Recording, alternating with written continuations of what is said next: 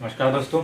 अ, आज हमारे paper 2 part B का टेस्ट आप सभी ने अटेम्प्ट किया है। आशा करता हूँ आपने इसको काफ़ी अच्छे से अटेम्प्ट किया होगा। तो चलिए हम इसका सॉल्यूशन देखते हैं।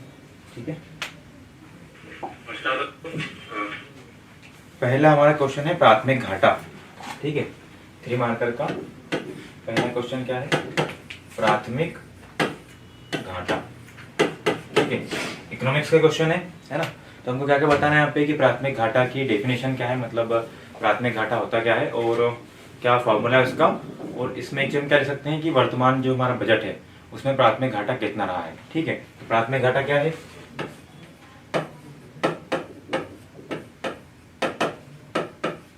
चालू बजटीय व्यवहार से उत्पन्न घाटा। ठीक है ना, क्लियर है। एक लाइन के जो इसकी कोर डेफिनेशन है हमने वो दे दी यहाँ पे कि चालू बजटीय व्यवहार से उत्पन्न घाटा क्या कहलाता है? बजटीय प्राथमिक घाटा।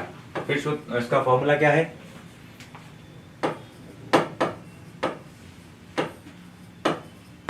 प्राथमिक घाटा इज इक्वल्स टू राजकोषीय घाटा माइनस ब्याज अदायगी। क्लियर। इसके अलावा एक हम इसमें क्या इफेक्ट दे सकते हैं कि बजट 2023-24 में कितना है हमारा प्राथमिक घाटा? 2.3%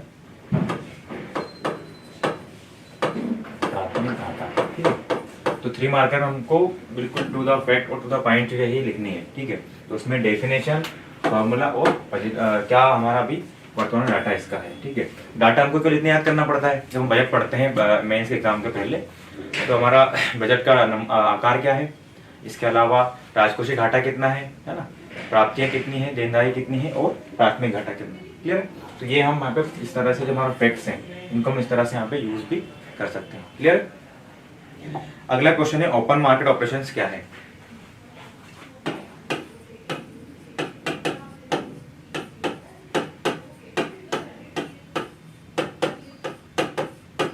ओपन मार्केट ऑपरेशंस। ठीक है, जब भी हम इकोनॉमिक किसी कॉन्सेप्ट की बात करते हैं तो हमको सबसे पहले यह बताना पड़ेगा कि वो इकोनॉमिक कॉन्सेप्ट है क्या और उसके इम्पैक्ट्स क्या क्या हैं। ठीक है, जब भी हम इकोनॉमिक कॉन्सेप्ट की बात करते हैं तो उसका इकोनॉमी में इफेक्ट क्या पड़ता है या उसके से कम ज़्यादा होने से क्या इम्पैक्ट पड़ते हैं वो हमको यहाँ पे मेंशन करना होता है। ठीक है, तो ओपन मार्केट ऑपरेशंस क्या है? सबसे पहले हम क्या बताएंगे इसमें कि प्रॉपर डेफिनेशन कि एक्चुअल में है क्या। तो क्या है ये कि आरबीआई द्वारा शासकीय प्रतिभूतियों का क्रय विक्रय क्या कहलाता है? Open market operations. अब चूंकि 3 मार्कर हमारे पास स्पेस बहुत कम है तो हमको यहाँ पे जो अदर जो सहायक भाषा है या लैंग्वेज, हेल्पिंग लैंग्वेज है, उससे हमको बचना है कि आरबीआई के द्वारा शासकीय प्रतिभूतियों के क्रय विक्रय को हम को हम ओपन मार्केट ऑपरेशंस कहते हैं, क्योंकि हमारे पास स्पेस कम है और हमको जितनी स्पेस दी मिली है 2 या 3 लाइन की, उसको वहाँ पे हमको केवल टू द पॉइंट आंसर को ही लिखना है। ठीक है, अभी हमारे पास इसमें स्कोप्स है कि हम और चीज यहाँ पे मेंशन कर सकते हैं, जैसे कि इसका प्रभाव या लाभ क्या होता है। एक तो बाजार में तरलता, दूसरा मुद्रास्फीति या अपस्फीति पर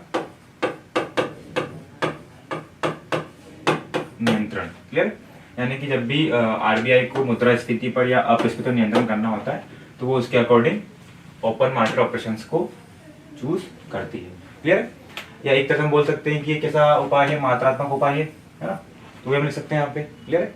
तो एक प्रॉपर डेफिनेशन और उसके क्या इम्पैक्ट है या क्या लाभ हमको हो सकते हैं वो हमको यहाँ पे मेंशन करना है। क्लियर। अगला क्वेश्चन है उद्योग 4.0 के आवश्यक घटक कौन कौन से हैं? ये थोड़ा करंट से रिलेटेड क्वेश्चन है। ठीक है ना, कि उद्योग 4.0 क्या है। उद्योग इंडस्ट्रियल रिवोल्यूशन के बाद जो जो परिवर्तन आए हैं उनके आधार पर नए नए उद्योग के कॉन्सेप्ट हैं तो उद्योग 4.0 में कौन कौन से अनिवार्य घटक है जिनके आधार पर उद्योग 4.0 काम करता है, ठीक है। तो इसमें जो भी हमारा टेक्नोलॉजिकल या डिजिटलीकरण जो हुआ है उसको हम इसमें ऐड करते हैं। तो क्या क्या लिखना होगा यहाँ पे, अर्थव्यवस्था का डिजिटलीकरण या फिर, क्लियर है। दूसरा इसमें क्या लिखेंगे हम, इंटरनेट ऑफ थिंग्स,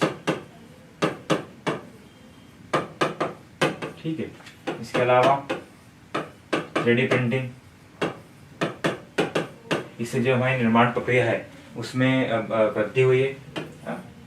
तो हमको जो नए नए उद्योग 4.0 में जो नए नए टेक्नोलॉजिकल एडवांसमेंट आए हैं उनको यहाँ पे मेंशन उसको करना है, क्लियर है। जैसे हमारे पास में जगह बचती है आगे, तो अगर हमको और ज़्यादा चीज़ें पता है तो हम यहाँ पे लिख सकते हैं कि big data analysis, clear.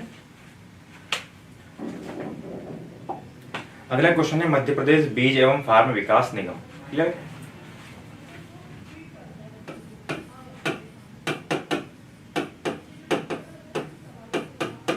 Madhya Pradesh बीज एवं फार्म विकास निगम। अब देखो एक ओपन क्वेश्चन है, यानी कि यहाँ पे वो चीजें नहीं लिखी, स्पेसिफाइड क्वेश्चन नहीं पूछा गया है कि हमें इसमें इस संस्था की स्थापना बतानी है कि इसका उद्देश्य बताना है कि ये क्या काम करता है। हमको केवल इंस्टीट्यूट का नाम लिखा है। अब हमको इसके बारे में जितनी इन्फॉर्मेशन हमारे पास है सब कुछ इसमें बतानी पड़ेगी, ठीक है। तो हम सबसे पहले क्या बताएंगे कि किस तरह का संस्थान है, ठीक है। तो ये नाम से स्पष्ट है कि बीज एवं फार्म विकास निगम है, ठीक है।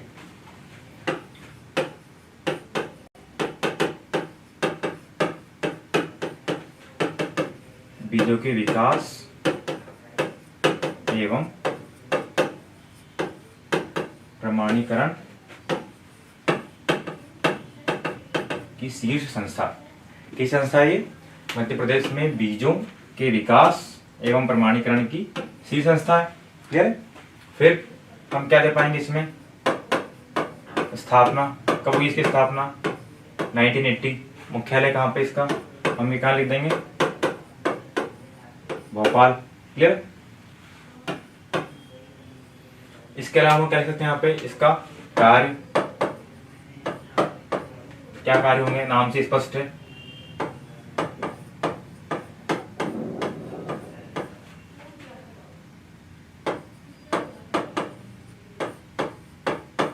बीजों की प्रजाति का विकास, ठीक है, या फिर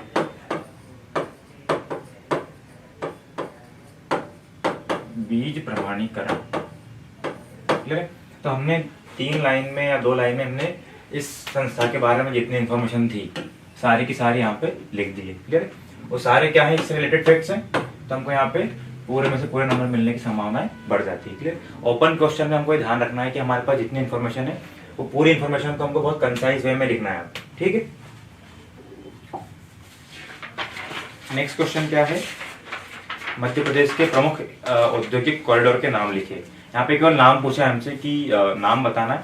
अब जैसे इस क्वेश्चन में हमारे पास इंफॉर्मेशन होती है कि इस इंडस्ट्रियल कॉरिडोर में कौन कौन सी इंडस्ट्री स्थापित है, हमारे पास कोई इंफॉर्मेशन है तो हम उनको भी यहाँ पे मेंशन कर सकते हैं, ठीक है। पहला कौन सा है, इंदौर भोपाल औद्योगिक कॉरिडोर, क्लियर। दूसरा कौन सा है,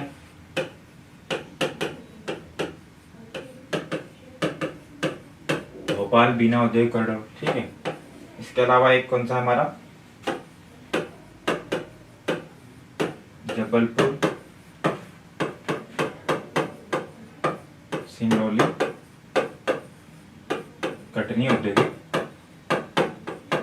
कॉरिडोर, ठीक है। अब जैसे मान लो हमारे पास यहाँ पे स्पेस बचती है, ये जो स्पेस है, तो हम यहाँ पे ब्रैकेट में इस इंडस्ट्रियल कॉरिडोर में कौन कौन सी प्रमुख औद्योगिक केंद्र है वो, या फिर यहाँ पे किस किस प्रकार के औद्योगिक संस्थाएं स्थापित है उनको भी हम यहाँ पे मेंशन करते हैं अगर हमारे पास इंफॉर्मेशन है तो, ठीक है, ताकि हमारा आंसर एकदम परफेक्ट हो जाए। 3 मार्कर में हम हमारे एक्स्ट्रा एफर्ट्स करते हैं तो यहाँ पे ज़्यादा संभावना है कि हम पूरे में से पूरे नंबर ला सकें, क्लियर। अगला क्वेश्चन है, मध्य प्रदेश में फसल चयन के सबसे प्रभावी कारक कौन कौन से हैं। यानी कि मध्य प्रदेश में जब फसल का चयन करने को प्रभावित करने वाले कौन कौन से कारक है जो फसल चयन को प्रभावित करते हैं। ठीक है, तो हम सबसे पहले क्या बताएंगे हम, जब हम फसल की बात कर रहे हैं तो फसल किन किन चीज़ों पर डिपेंड करती है, उन कारकों का क्या प्रभाव पड़ता है उनको यहाँ पे लिखना है। जैसे जलवायु, अगर हम जलवायु की बात करें तो हम क्या बताएंगे कि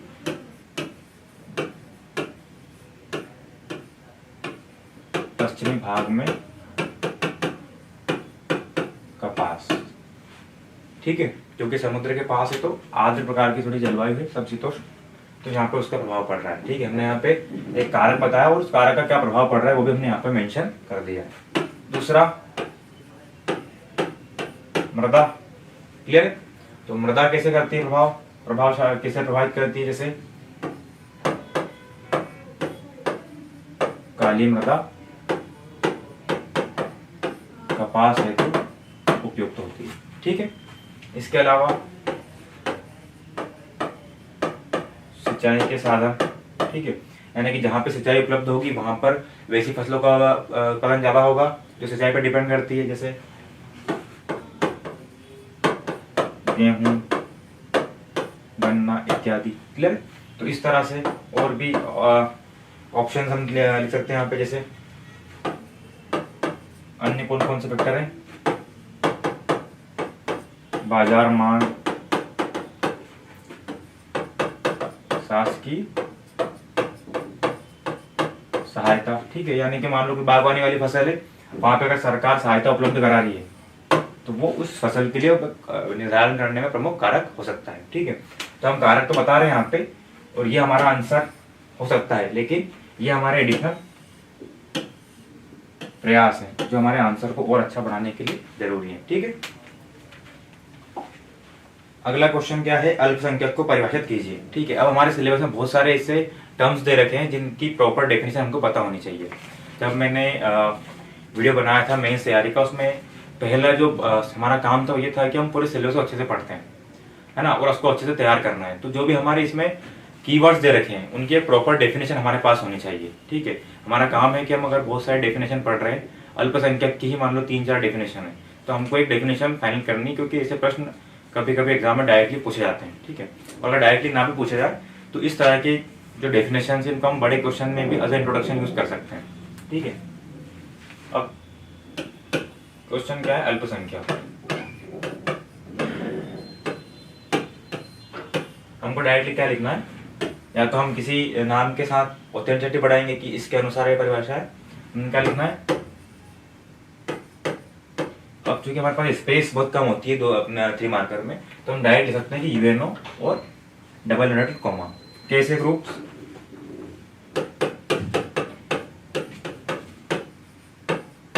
ऐसा समुदाय जिनकी संख्या नगण्य हो एवं जिनका सामाजिक आर्थिक प्रभाव सीमित हो।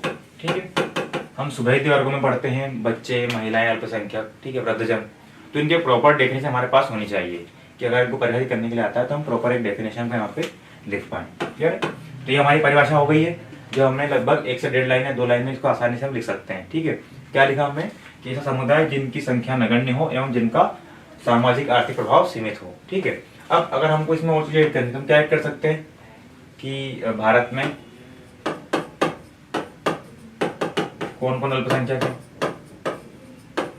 है, ये एडिशनल फैक्ट्स हैं, हम एक लाइन ये इसमें ऐड कर सकते हैं, या हम लिख सकते हैं कि किन किन आधारों पर अल्पसंख्यक हो सकते हैं, जैसे कि भाषाई है ना, धार्मिक है,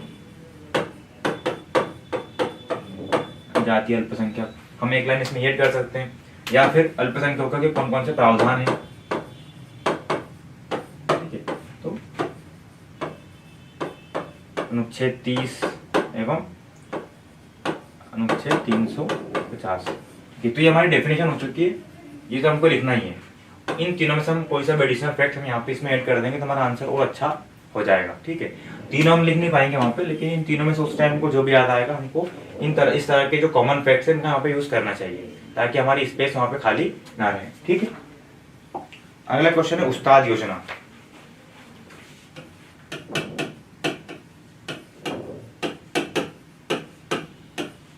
अब ये भी ओपन क्वेश्चन है, यहाँ पे पूछा नहीं कि उस्ताद योजना कब शुरू हुई थी या किसके लिए है या क्या प्रावधान है, तो हमको यहाँ पे केवल जो जो हमको जो जो इस योजना के बारे में पता है सब कुछ लिखना है। जैसे इसमें हम क्या क्या लिख सकते हैं उस्ताद योजना में कि प्रारंभ कब से हुई थी और किस मंत्रालय या विभाग ने प्रारंभ की है, क्या प्रावधान है इसका, क्या महत्व इसका हो सकता है ना, और क्या इसके क्राइटेरिया या फिर इसकी विशेषताएं कौन कौन सी है, किन लोगों के लिए ये, है ना। तो इस तरह के हम 4-5 डायमेंशन में इस आंसर को आसानी से कवर कर सकते हैं। जैसे अगर हम पहले बात करें तो ये योजना किन लोगों के लिए, उद्देश्य क्या होगा इसका,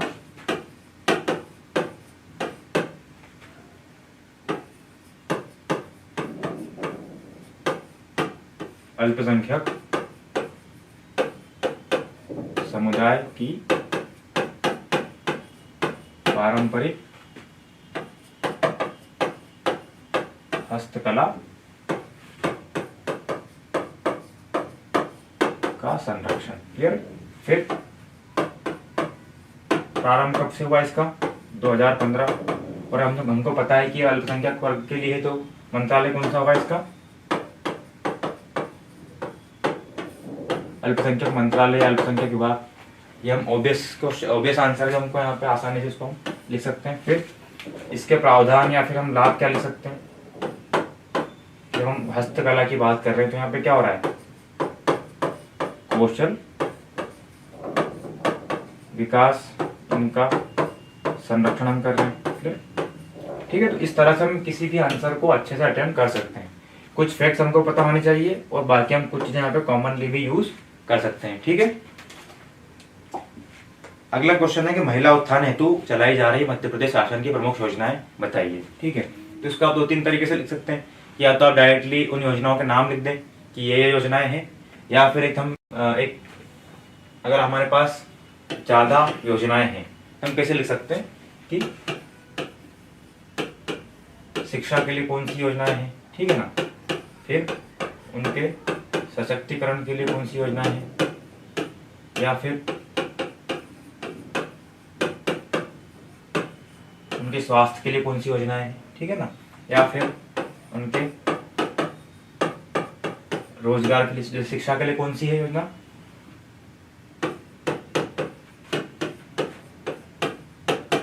गांव की बेटी 2009, ठीक है, या प्रतिभा किरण योजना। ठीक है, सशक्तिकरण के लिए कौन सी योजना है,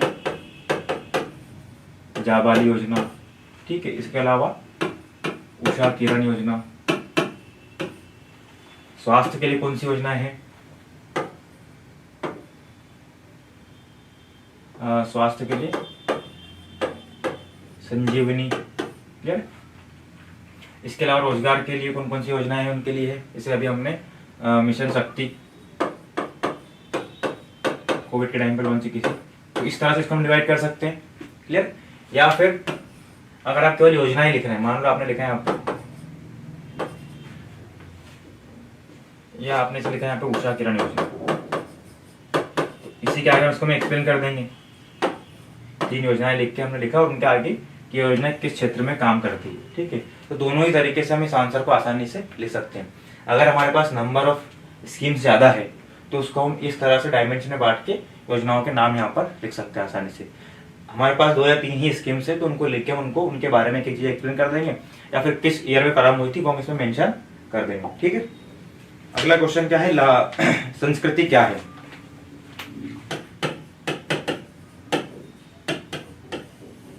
डायरेक्ट क्वेश्चन है संस्कृति क्या है। हम समाजशास्त्र में पढ़ते भी संस्कृति सभ्यता, तो एक प्रॉपर डेफिनेशन हमको किसी नाम के साथ याद करनी चाहिए इसमें, और हमको याद होनी चाहिए। ठीक है, क्योंकि सिलेबस में डायरेक्टली मेंशन है। ठीक है,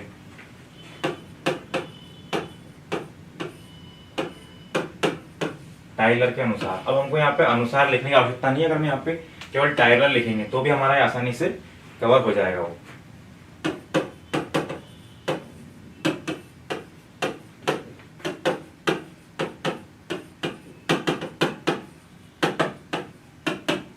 जिसमें विश्वास, रीति रिवाज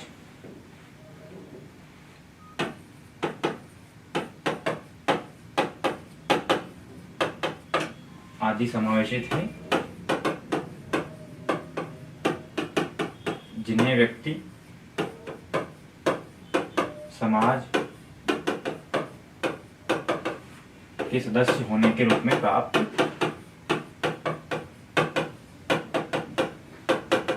करता है। क्लियर? कि संस्कृति वह समग्र है जिसमें विश्वास, कला, रीति रिवाज आदि घटक समावेशित है, जिन्हें व्यक्ति एक समाज के सदस्य होने के नाते प्राप्त करता है। क्लियर? तो हमारे पास जो भी हमारे सिलेबस में कीवर्ड मेंशन किए गए हैं, टॉपिक्स मेंशन किए गए हैं, उनकी सबकी एक प्रॉपर डेफिनेशन हमारे पास होनी चाहिए, ताकि हम उनको हर बार जब भी रिवीजन करें तो हम वो एक सिंगल डेफिनेशन बार बार पढ़ के यार हमको याद ही हो जाए वो। ठीक है?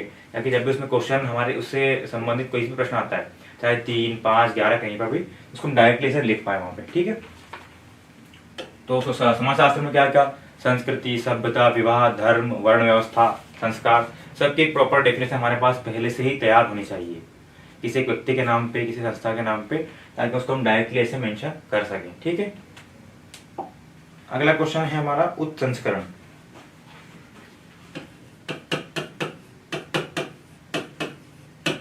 सोशियोलॉजी का कॉन्सेप्ट है। सबसे पहले हम क्या बताएंगे कि क्या है ये कॉन्सेप्ट। तो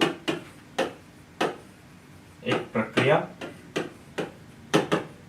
जिसमें एक संस्कृति का व्यक्ति या समूह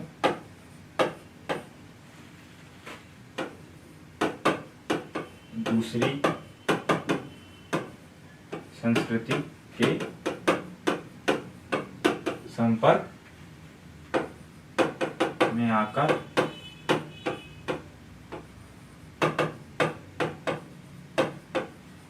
बिना अपनी विशिष्टता खोए दूसरे संस्कृति के गुण ग्रहण करता है। तो एक प्रॉपर डेफिनेशन हमने यहाँ पे लिख दी, क्योंकि एक सोशियोलॉजिकल कॉन्सेप्ट है ये। तो सबसे पहले क्या बताना था हमको कि कॉन्सेप्ट। ठीक है? तो लगभग हम हमारे जो लाइन पर जो हमारे पास स्पेस अवेलेबल है उसमें इतना आंसर आ जाएगा, लेकिन अगर फिर भी हमारे पास जगह बचती है तो हम यहाँ पे क्या लिख सकते हैं कि इसका प्रतिपादक कौन था या किस बुक में ये मिलता है, या फिर इसका एग्जाम्पल। ठीक है? एग्जाम्पल कैसे हो सकता है कि मध्यकाल में बहुसंख्यक हिंदू समाज के द्वारा मुस्लिम संस्कृति के तत्वों का ग्रहण करना। ठीक है? तो इस तरह से एक आध एग्जाम्पल हम इस डेफिनेशन के अकॉर्डिंग यहाँ पे मेंशन कर सकते हैं, या फिर हमको पता है कि ये कॉन्सेप्ट किसने दिया था, किस बुक में मेंशन है, तो हम यहाँ पे इसको ऐसे वैसे लिख सकते हैं। ठीक है? क्लियर है? अगला क्वेश्चन है बच्चे के जन्म पूर्व होने वाले संस्कारों के नाम बताइए। ठीक है? हमको नाम बताने हैं कि जन्म के पूर्व कौन कौन संस्कार होते हैं। तो हम चाहें तो इसमें संस्कार, जो संस्कार कब होते हैं वो दिखा सकते हैं यहाँ पे, या फिर उस संस्कार में क्या क्या प्रक्रिया की जाती है वो हम यहाँ पे मेंशन कर सकते हैं। जैसे पहला कौन सा संस्कार है? गर्भाधान, जो जन्म पूर्व होता है। दूसरा कौन सा है? पुंसवन। तीसरा कौन सा है? सीमांतोन्नयन। ठीक है? जैसे ये कब होता है? गर्भ पूर्व, और ये 3 माह पश्चात, और ये 6 माह के गर्भ में। हाँ, हम चाहे तो इसमें अगर हमारे पास ये वाली इंफॉर्मेशन नहीं है तो इन संस्कारों की क्या प्रोसेस है वो हम यहाँ पे मेंशन कर सकते हैं। ठीक है? तो हमारा ये वाला आंसर इससे कंप्लीट हो जाएगा। क्लियर? अगला क्वेश्चन है नातेदारी। ठीक है? ये भी एक प्रॉपर डेफिनेशन है, हमारे सिलेबस में डायरेक्टली मेंशन है नातेदारी। तो हमको क्या लिखना है यहाँ पे, बस वो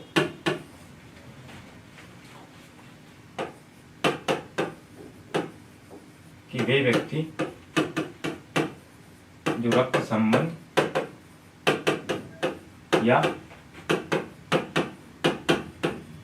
सामाजिक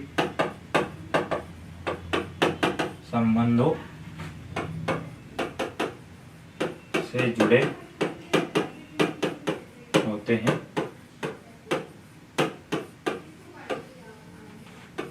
उनके मध्य परस्पर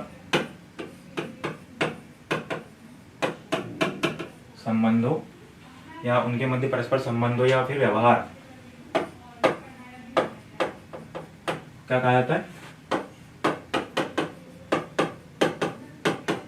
वो नातेदारी कहा जाता है या नातेदारी कहते हैं। ठीक है, तो जो भी सिलेबस में मेंशन है उन टॉपिक्स को हमको अच्छे से प्रिपेयर कर लेंगे तो हमको इस तरह की डेफिनेशन लिखने में कभी सोचना नहीं पड़ेगा, हमारा टाइम एक्स्ट्रा इसमें नहीं जाएगा। ठीक है, तो प्रॉपर डेफिनेशन हो गई। इसके अलावा अगर हमको यहाँ पे स्पेस बचती है तो हम क्या लिख सकते हैं यहाँ पे कि नातेदारी के घटक कौन कौन से हैं जो भी हम पढ़ते हैं। ठीक है ना, तो इस तरह से हम इस तरह के क्वेश्चन को आसानी से अटेम्प्ट कर सकते हैं। क्लियर। अगला क्वेश्चन है स्टंटिंग एवं वेस्टिंग। अब यहाँ पे ये नहीं लिखा है कि हमको अंतर बताना है, कि हमको बताना है कि स्टंटिंग क्या है वेस्टिंग क्या है। अब चूंकि हमारे पास दो ही लाइन है तो या तो हम एक तरीका ये करेंगे कि हमने ये लिखा स्टंटिंग और वेस्टिंग, पर चूंकि दो ही लाइन है, एक लाइन में इसको पूरी तरह समझाना मुश्किल है तो हम इसको कैसे भी लिख सकते हैं। एक तरीका और क्या है, हम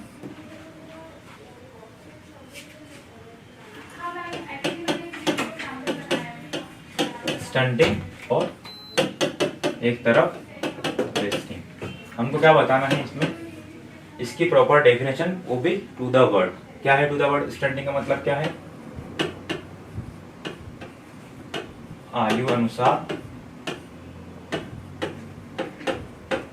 ऊंचाई ना होना। क्लियर। यहाँ पे जनरली अंडरस्टूड है कि ये इसी क्या है डेफिनेशन है कि आयु अनुसार ऊंचाई ना होना क्या कहलाता है, स्टंटिंग कहलाता है। फिर वेस्टिंग क्या कहलाएगी, ऊंचाई अनुसार वजन ना होना। ठीक है। अब अगर हमारे पास एडिशनल फैक्ट है, जैसे कि भारत में कितने बच्चे स्टंटिंग है, कितने बच्चे वेस्टेड है, ठीक है, अगर हमारे पास वो फैक्ट्स हैं और क्या सोर्स है तो हम भी लिख सकते हैं। जैसे इसमें NFHS 5 के अनुसार कितने बच्चे हैं स्टंटेड, 35% लगभग। ठीक है, और वेस्टेड कितने हैं इसमें, तो NFHS 5 के अनुसार कितने हैं, 90%। क्लियर। तो ये हमारा यहाँ पे आंसर पूरी तरह से क्लियर हो जाएगा। ठीक है। 3 मार्क का लास्ट क्वेश्चन क्या है, मइयारी क्या है या मेयारी, व्हाट इज मेयारी। ठीक है, तो ये भी प्रॉपर डेफिनेशन है ना, हमको बताना है और ये शायद 2020 का आया हुआ क्वेश्चन है। अब जैसे ये क्वेश्चन कहीं अलग से नहीं आया है, हम जब भी जनजातीय समाज पढ़ते हैं तो या फिर हम जब प्रीलिम्स की तैयारी करते हैं तो प्रीलिम्स के नोट से जब हम जनजाति पढ़ेंगे तो उसमें उन जनजातीय संस्थाओं में ये भी हम पढ़ते हैं वापस में। ठीक है, तो ये प्रीलिम्स के इफेक्ट्स में से डायरेक्टली हमसे क्वेश्चन पूछ लिया गया है। क्या है ये मेयारी,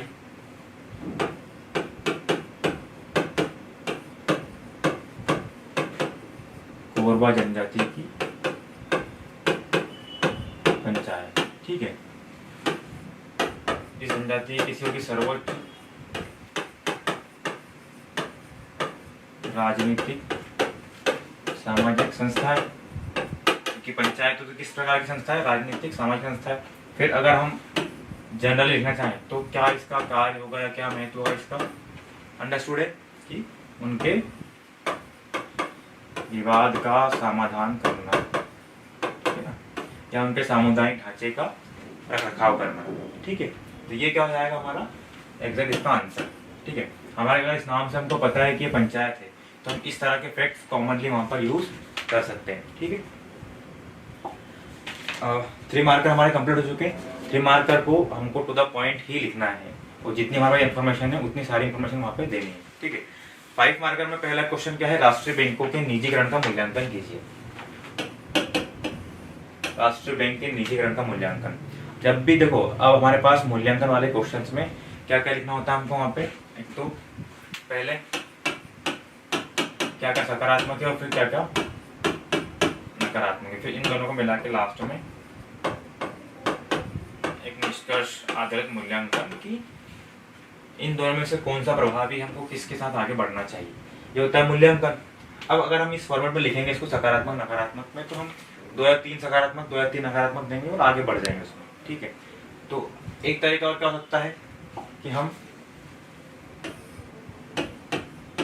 एक तरफ बताएंगे कि निजीकरण के सकारात्मक पक्ष कौन कौन से हैं, लाभ कौन कौन से हैं और क्या क्या इसकी हानियाँ हैं, वो हम एक तरह बता देंगे और लास्ट में इसको कंक्लूड भी कर सकते हैं। तो इस तरह से हम दोनों ही पक्षों को एक साथ दिखाएंगे, क्या पॉजिटिव है क्या नेगेटिव है, और लास्ट में उसका कंक्लूड। क्लियर है? अब देखो, इसे प्रश्नों में मैंने पहले भी कहा है कि हमको यहाँ पे इंट्रोडक्शन कंक्लूजन की जरूरत नहीं होती जनरली, लेकिन जैसे मूल्यांकन है तो हमको लास्ट में कंक्लूजन को देना पड़ेगा। इस क्वेश्चन की नीड है ये कि पॉजिटिव नेगेटिव देके हमको कंक्लूड करना पड़ेगा कि हम इन दोनों से क्या निष्कर्ष निकालते हैं। ठीक है, क्लियर? और अगर हमारे पास पॉइंट्स कम है तो हम इसमें इंट्रोडक्शन भी सकते हैं कि हाल ही में निजीकरण को बढ़ावा दिया जा रहा है। क्लियर? डायरेक्टली क्या लिखेंगे हम इसको,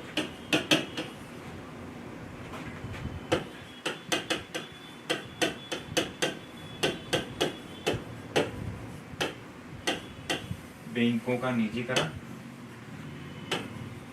एक तरफ इसका क्या है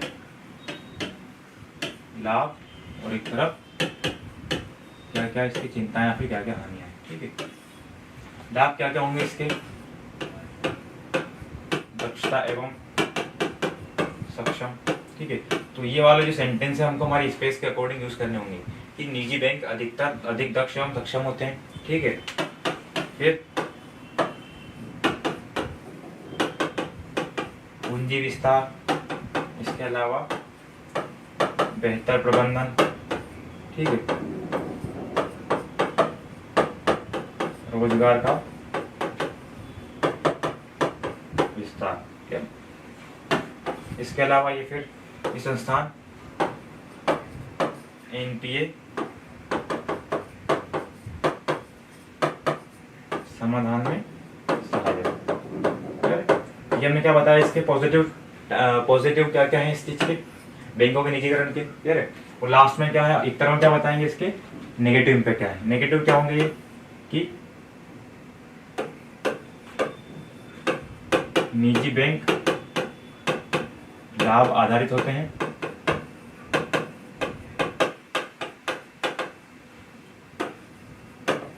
जिससे आर्थिक समावेशन प्रभावित होता है। ठीक है, इसके अलावा सार्वजनिक बैंक ग्रामीण क्षेत्रों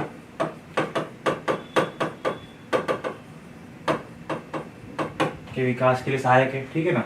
इसके अलावा कमजोर क्षेत्रों या वर्गों के समावेशन का संकट। ठीक है, इसके अलावा क्या नुकसान होंगे इसमें कि जो सार्वजनिक जो निजी बैंक होते हैं इसमें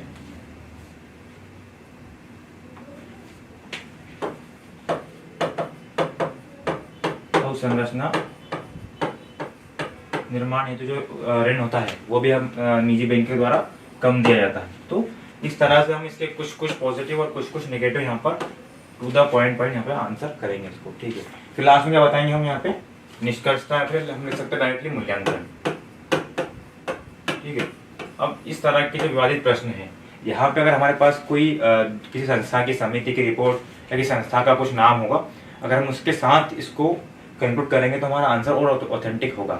जैसे कि हम इसमें लिख सकते हैं कि निष्कर्षता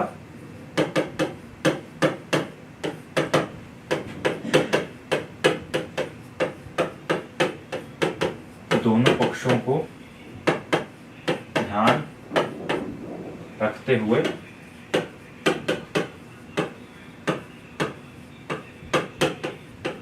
आरबीआई रिपोर्ट के अनुसार निजीकरण को सोच विचार कर आगे बढ़ाना चाहिए या फिर संभल कर निजीकरण को आगे बढ़ाना चाहिए। क्लियर है? लिख सकते हैं इसको इस तरह से, जब भी मूल्यांकन वाला प्रश्न आएगा तो हमको एक तरफ पॉजिटिव एक तरफ नेगेटिव, लास्ट में उसका कंक्लूजन जब भी हम देंगे मूल्यांकन में वो हमारे हमको कोशिश करनी चाहिए कि इसमें हम किसी ऑथेंटिक व्यक्ति का नाम या फिर किसी संस्था का नाम उसमें हम दे पाए। क्लियर? अगला क्वेश्चन है कृषि क्षेत्र के मुद्दों पर संक्षिप्त चर्चा करें। ठीक है,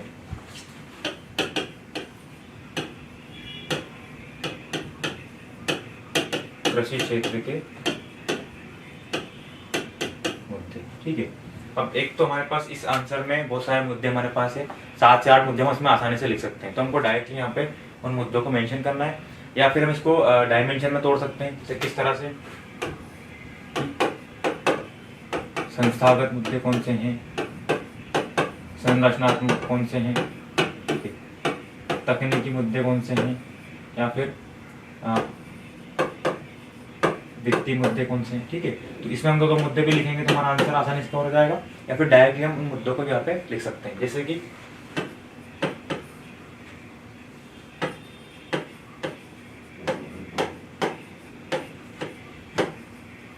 अधिकतम कृषक, लघु एवं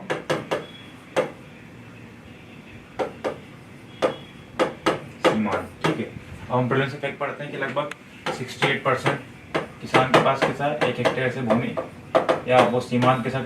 तो हमको जो फैक्ट्स है हमको यहाँ पे इस तरह से यूज करने हैं। ठीक है, दूसरा क्या लिख सकते हैं यहाँ पे कि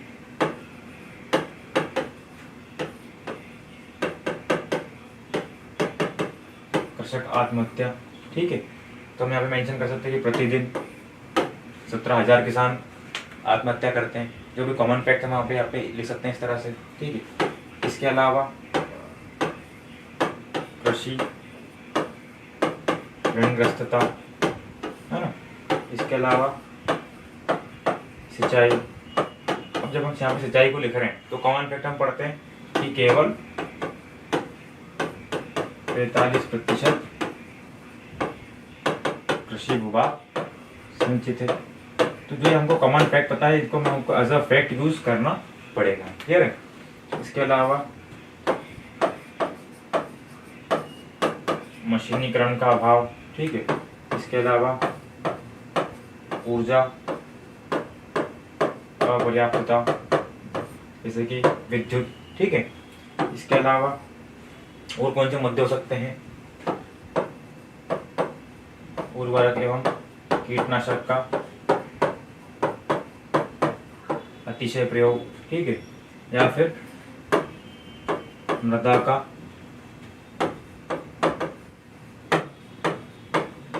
अवनमन या अपर्दन। ठीक है, तो हमको इस तरह से हम पॉइंट टू पॉइंट मुद्दे लिख सकते हैं या फिर इनको हम इस तरह से डायमेंशन में भी लिख सकते हैं। जैसे हम संस्थागत मुद्दे लिखेंगे या संरचनात्मक मुद्दे लिखेंगे तो क्या आएगा उसमें कि किसानों का लघु एवं सीमांत होना। ठीक है, सिंचाई व्यवस्था का कम होना। ठीक है, वित्तीय लिखेंगे हम तो क्या आएगा कि अधिकतम किसान बैंकिंग क्षेत्र से बाहर हैं, और जैसे कि लगभग फसल बीमा का अभाव होना, 10% तक किसान को ही फसल बीमा की सुविधा उपलब्ध है। ठीक है, या हम लिखेंगे तकनीकी में तो मशीनीकरण का अभाव, परंपरागत कृषि। ठीक है, इसके अलावा जो सिंचाई सुविधाओं के लिए पर्याप्त विद्युत एवं सिंचाई साधनों का अभाव होना। ठीक है, तो इस तरह से हम डायमेंशन में तोड़ के या फिर इसको डायरेक्ट पॉइंट टू पॉइंट भी लिख सकते हैं। ठीक है, अब जैसे मान लो इस क्वेश्चन में हमारे पास लास्ट में पॉइंट कम पढ़ते हैं, तो हम अगर हम मुद्दों की बात करें तो कंक्लूजन कैसा आएगा हमारा कि उपरोक्त मुद्दों के निवारण के लिए या फिर किसानों की आय को डबल करने के लिए मुद्दों का समाधान किया जाना आवश्यक है। इस हेतु सरकार के द्वारा क्या क्या प्रयास किए जा रहे हैं, तो हम बोल सकते हैं कि 2022 तक किसानों की आय दोगुनी करने का प्रयास किए जा रहे हैं। ठीक है, सिंचाई का हमने लिखा है यहाँ पे, तो सिंचाई के लिए कौन से प्रयास किए गए हैं। ठीक है ना, या फसल बीमा योजना जो है प्रयास भी इनके द्वारा किए जा रहे हैं। क्लियर है, तो वो उस तरह के कंडीशन हमको कब लिखना है जब हमारे पास इसे मेन पॉइंट कम रहेंगे। ठीक है, अगला क्वेश्चन है मध्य प्रदेश में गन्ना उत्पादन पर टिप्पणी कीजिए। ठीक है,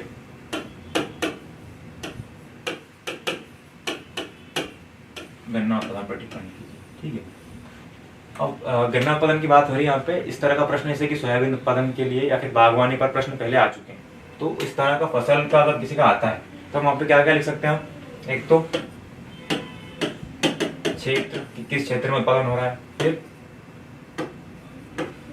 कौन कौन सी परिस्थितियां या कारक प्रदेश में उपलब्ध हैं जो इसके उत्पादन को प्रभावित करते हैं, फिर इसका उत्पादन कितना है और क्या सरकार के द्वारा इसके प्रयास किए जा रहे हैं या फिर क्या इसके बारे में समस्याएं हैं या क्या क्या बाधाएं हैं। ठीक है, तो अगर हम इन पॉइंट्स या इन डायमेंशन पर इस आंसर को अटेंड करेंगे तो इसको आसानी से लिख सकते हैं। जैसे हमको अगर लिखना हो इस क्वेश्चन को कि गन्ना उत्पादन पर टिप्पणी कीजिए, तो हम क्या बताएंगे सबसे पहले कि गन्ना मध्य प्रदेश की प्रमुख उत्पादित की कैसी फसल है, नकदी फसल है। ठीक है, इसके अलावा क्या लिख पाएंगे हम यहाँ पे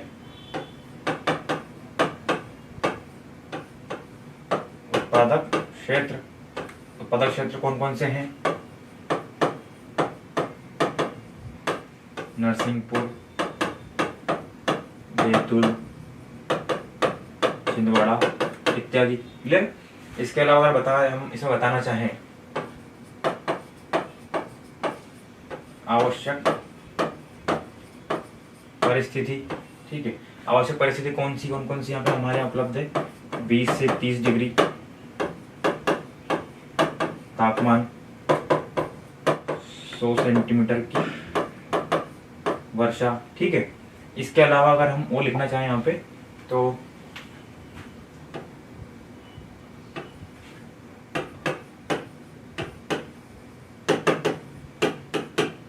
अगर हमारे पास पता है, जैसे अगर सोयाबीन में, गेहूं में, तो हम फसलों की किस्में लिख सकते हैं कि कौन कौन सी किस्में हम यहाँ पर उत्पादित करते हैं, ठीक है।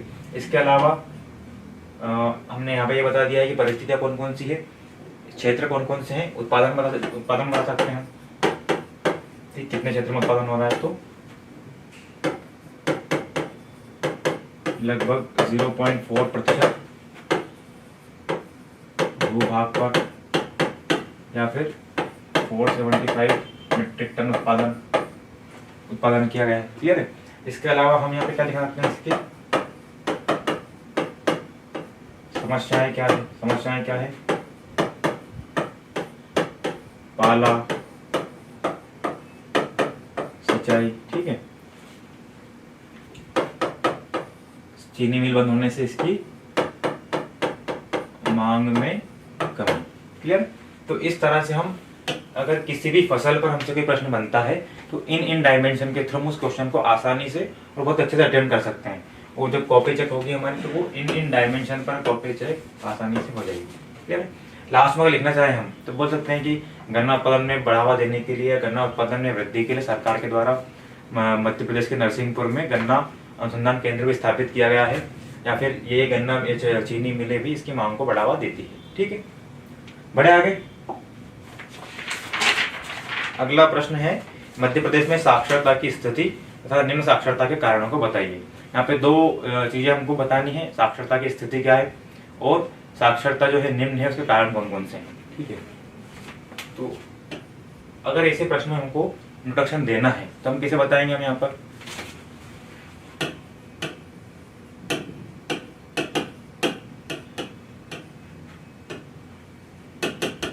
मध्य प्रदेश में 2011 जनगणना के अनुसार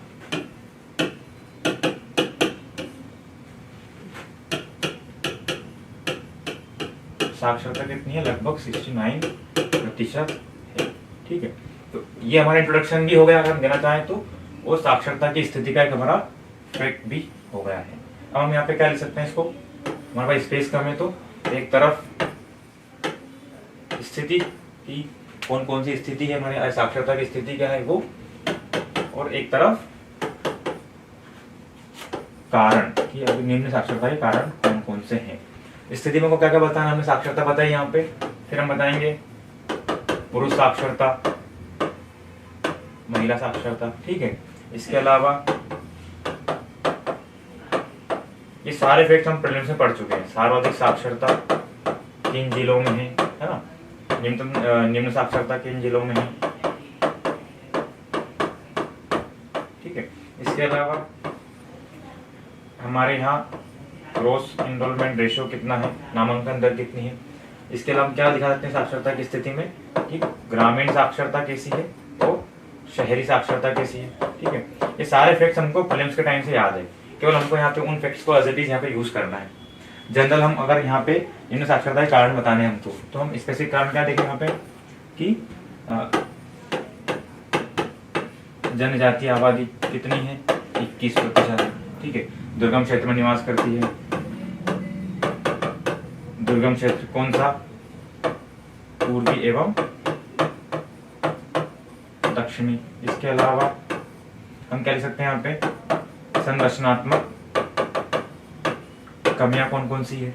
ठीक है, इसके अलावा हमको यहाँ पे लिखना हो तो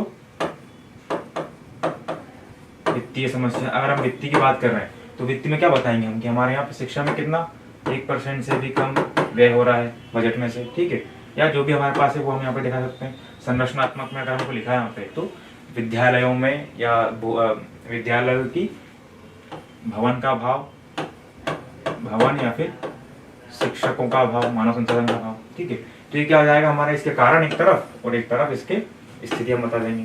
फिर भी अगर लास्ट में यहाँ पे हमको जगह बचती है, नीचे एक आध लाइन बचती है, तो हम वहाँ पे निष्कर्ष भी दे सकते हैं। निष्कर्ष क्या होगा इसका कि मध्य प्रदेश शासन के द्वारा निम्न साक्षरता से उभरने के लिए इसके उपाय हेतु जो जो ये प्रयास किए जा रहे हैं वो हम यहाँ पे लिख सकते हैं कि नई शिक्षा नीति 2020 को लागू किया गया है मध्य प्रदेश में, या फिर एकलव्य विद्यालय स्थापित किए गए हैं, या फिर जो भी हम योजनाएं हैं शिक्षा को लेके वो उसको यहाँ पे हम मेंशन कर सकते हैं। स्कूल चले हम अभियान को लागू इसमें किया गया है। ठीक है, अगला क्वेश्चन है शिक्षा का सार्वभौमिकरण क्या है, प्राथमिक शिक्षा के सार्वभौमिकरण के उद्देश्य बताइए। ठीक है, अब यहाँ पे दो पोर्शन है। शिक्षा का सार्वभौमिकरण डायरेक्टली हमारे सिलेबस में मेंशन है तो हमको इसकी डेफिनेशन पता होनी चाहिए। तो क्या लिखेंगे डायरेक्टली यहाँ पर,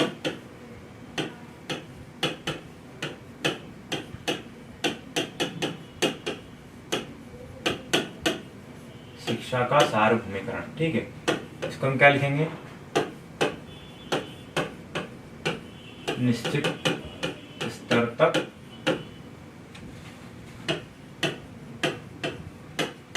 निःशुल्क एवं अनिवार्य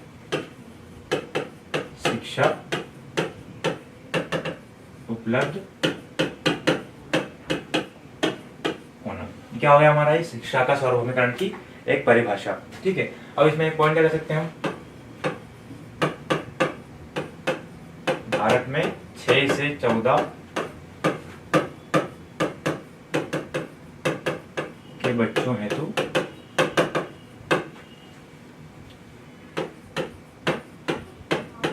निःशुल्क एवं अनिवार्य शिक्षा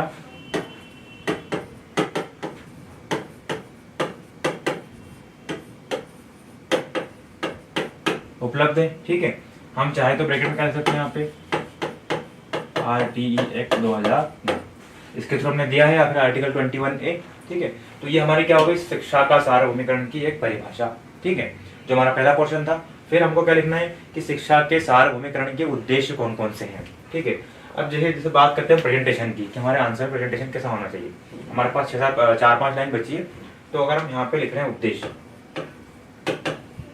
ठीक है, और इसको हमने सिंपल से भी अगर इस तरह से मेंशन किया है, हम यहाँ पे एक पॉइंट यहाँ पे देंगे हमारा उद्देश्य क्या है, तो दूसरा पॉइंट हमारा क्या कहाँ आना चाहिए, इसके नीचे, इसके नीचे।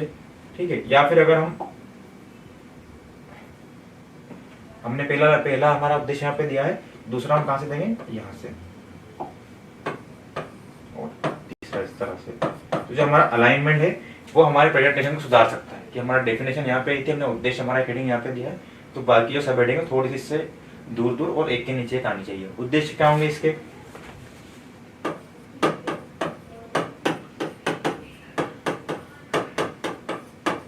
बच्चों का शारीरिक एवं मानसिक विकास। ठीक है, अनुच्छेद 21A संवैधानिक अधिकार की प्राप्ति। ठीक है, इसके अलावा भविष्य हेतु मानव संसाधन,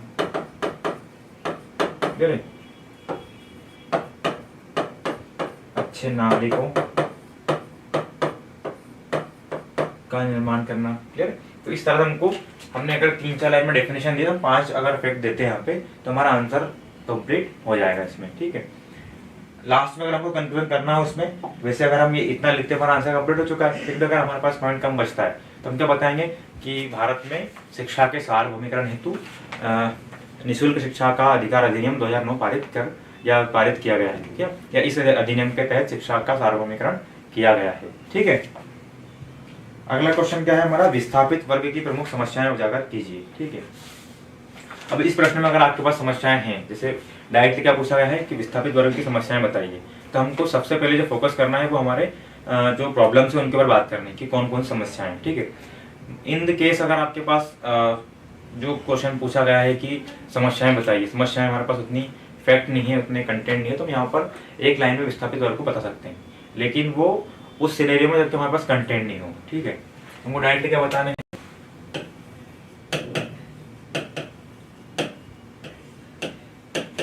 विस्थापित वर्ग की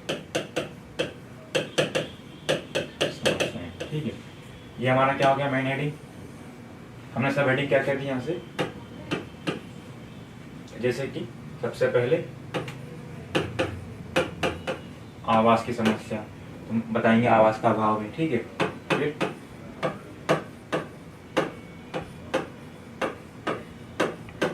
उचित पुनर्वास, नीति का अभाव, उचित पुनर्वास का अभाव, ठीक है। फिर रोजगार की समस्या, ठीक है। फिर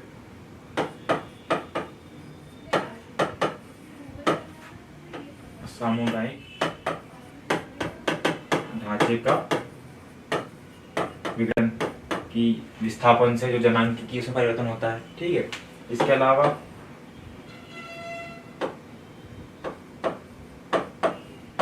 सुरक्षा चिंताएं, ठीक है ना। इसके अलावा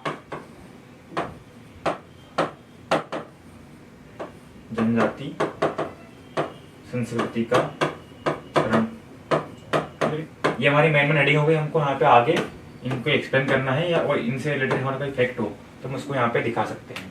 जैसे हम यहाँ पे लिखते हैं कि सुरक्षा चिंताएं या उचित पुनर्वास का भाव या आवास का भाव, तो अगर हमारे पास एग्जाम्पल है जैसे कि हरसुद विस्थापन, ठीक है ना, या नर्मदा में विस्थापन, ठीक है, तो हम यहाँ पे मेंशन कर सकते हैं और हमको डायरेक्टली इस तरह से इसको आंसर को लिखना है, ठीक है।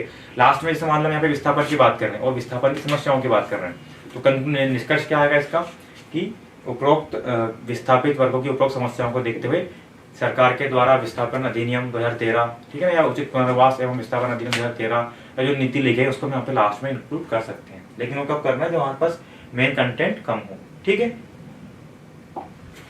अगला क्वेश्चन क्या है, भारतीय समाज में धर्म की नकारात्मक भूमिका का वर्णन कीजिए। कॉमन क्वेश्चन है हमको केवल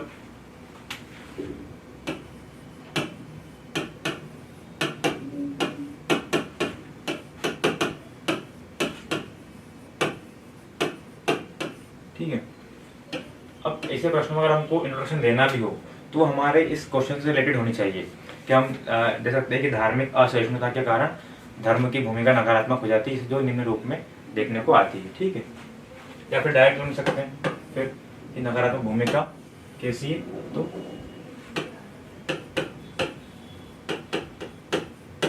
असहिष्णुता, ठीक है। फिर कर्मकांड, ठीक है।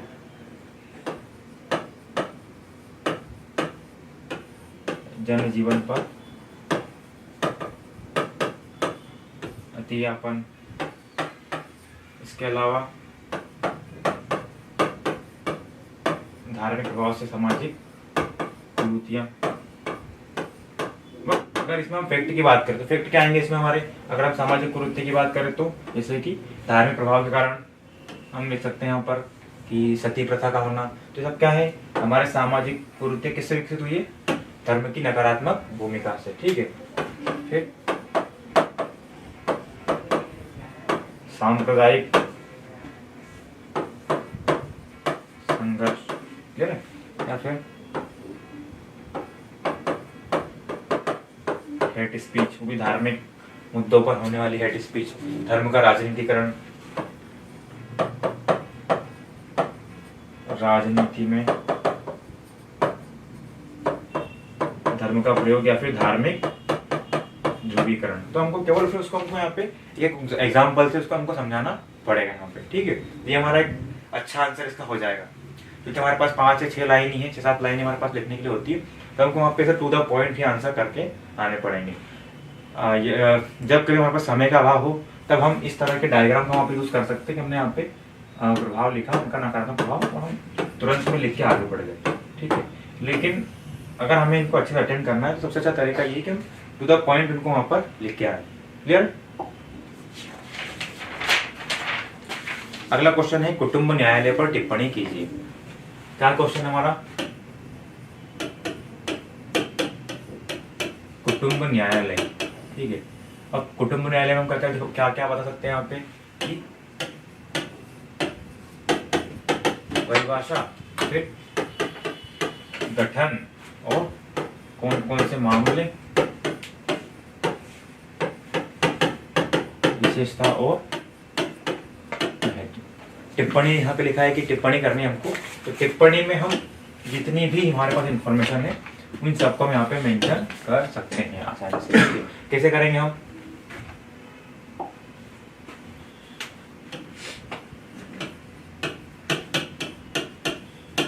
हमने लिखा क्या? कुटुंब न्यायालय। कुटुंब न्यायालय क्या है?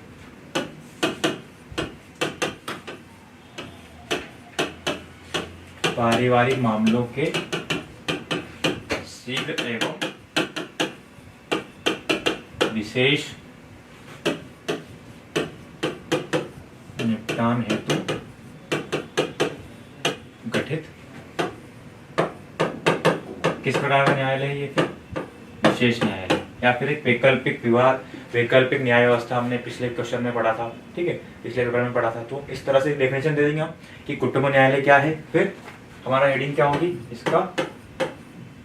गठन। गठन कब हुआ इसका?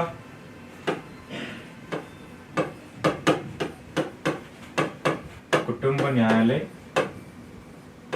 अधिनियम 1984 के तहत, ठीक है। अब जैसे मान लो हमको पता है कि मेट्रोपॉलिटन शहर में 1 लाख की जनसंख्या के शहर में गठन होता है, तो हम यहाँ पे उसको ब्रैकेट में उसको भी दिखा सकते हैं यहाँ पे गठन, ठीक है। अब इसके अलावा जैसे मान लो हमको बताने मामले और विशेषताएं, तो हमारे पास स्पेस कभी कभी कम होती है, तो हम पार्टीशन करके भी तो दिखा सकते हैं कि इसमें कौन कौन से मामले लाए जाते हैं और विशेषताएं क्या होगी इसकी। किसी क्वेश्चन में अगर हमारे पास अच्छा कंटेंट है तो उसको हमको वहाँ पे दिखाने का प्रयास करना चाहिए, पूरी लाइन का अच्छे से उपयोग करके। मामले कौन कौन से यहाँ पर? उत्तराधिकार, विवाह विच्छेद,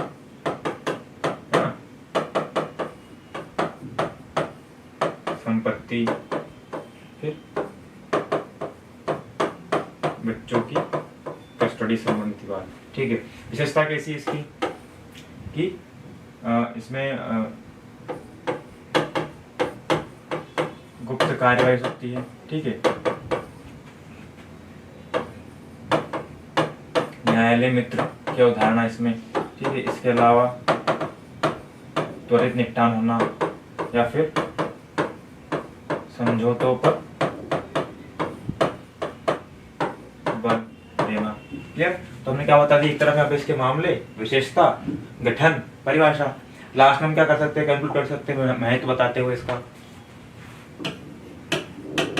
एक लाइन में। क्या महत्व इसका? कि भारत जैसे पारिवारिक समाज में या पारंपरिक समाज में विवाह एवं परिवार जैसी पवित्र संस्था के संरक्षण के लिए एवं इस मामले में त्वरित एवं विशेष न्याय उपलब्ध कराने के रूप में कुटुंब न्यायालय महत्वपूर्ण भूमिका का निर्वहन करता है, क्लियर। ये हमारा इसका क्या जाएगा? निष्कर्ष हो जाएगा। और हम इस तरह से जब भी लिखा हो टिप्पणी, तो हमको उसके बारे में जितनी इन्फॉर्मेशन है उसको हमको इस तरह से 3-4 डायमेंशन में लिखेंगे तो हमारा आंसर आसानी से और अच्छे से कवर हो जाएगा, ठीक है।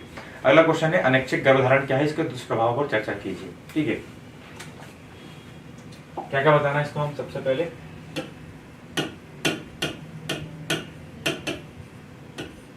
अनैच्छिक गर्भधारण, तो हमको यहाँ पे क्या लिखाना है? सबसे पहले डेफिनेशन कि यूएनओ के अनुसार हमने क्या लिखा?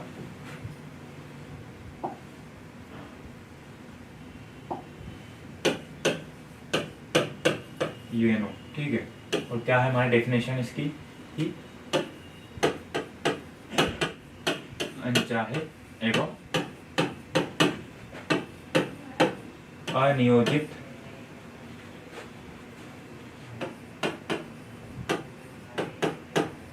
गर्भधारण को अनैच्छिक गर्भधारण कहा जाता है, ठीक है। ये हमारा क्या होगा? पहला वाला इसका क्वेश्चन, जो पहली वाला हमारा पार्ट था, हमको बताने डेफिनेशन, तो हमने बता दिया यहाँ पे। अब इसके हमको दुष्प्रभाव बताने हैं। हमको क्या लिखना है यहाँ पे? डायरेक्टली दुष्प्रभाव, और इस तरह से हम इसके दुष्प्रभाव दिखा सकते हैं, क्लियर। तो कुछ क्वेश्चन में हम नंबरिंग कर सकते हैं 1 2 3 4, कुछ में हम इस तरह से एरो दिखा सकते हैं, ठीक है। लेकिन जब भी हम इस तरह की कोई डायग्राम बनाएंगे तो हमसे अच्छे से बनना चाहिए, ठीक है, ताकि हमारी कॉपी उससे अच्छी दिखे। अब इसके दुष्प्रभाव क्या है? प्रजनन दर में वृद्धि, फिर IMR MMR वृद्धि, ठीक है। और इसके अलावा जनसंख्या विस्तार, जीवन स्तर में गिरावट, क्योंकि हम अनैच्छिक गर्भधारण की बात करें सबसे ज्यादा प्रभावित कौन होता है इससे, महिला। तो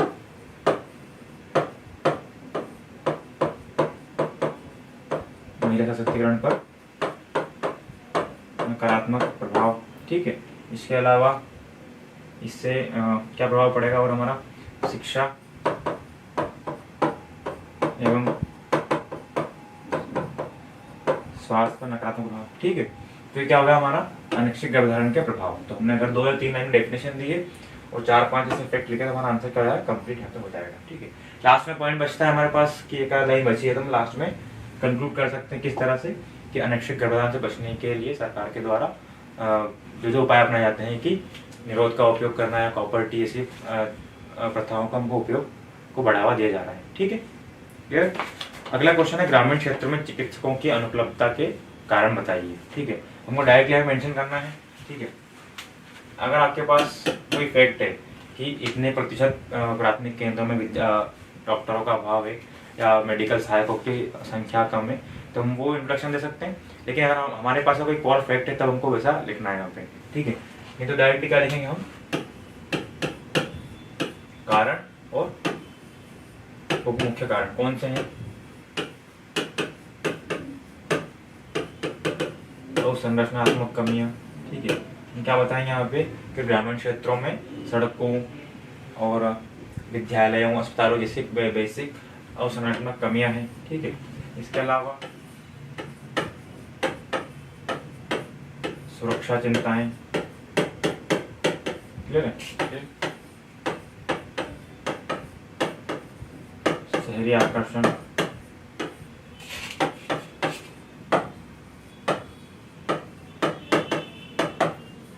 जीविकोपार्जन की समस्याएं, ठीक है। फिर सामाजिक रूढ़ियां या फिर सामाजिक जड़ताएं, ठीक है। इसके अलावा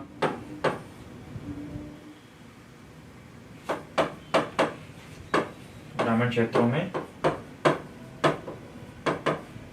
सम्मान एवं अन्य सुविधाओं का अभाव होना, ठीक है।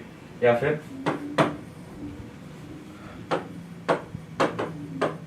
कनेक्टिविटी के ग्रामीण क्षेत्रों में संचार एवं परिवहन जैसी मूलभूत कनेक्टिविटी सुविधाओं का भी अभाव होता है।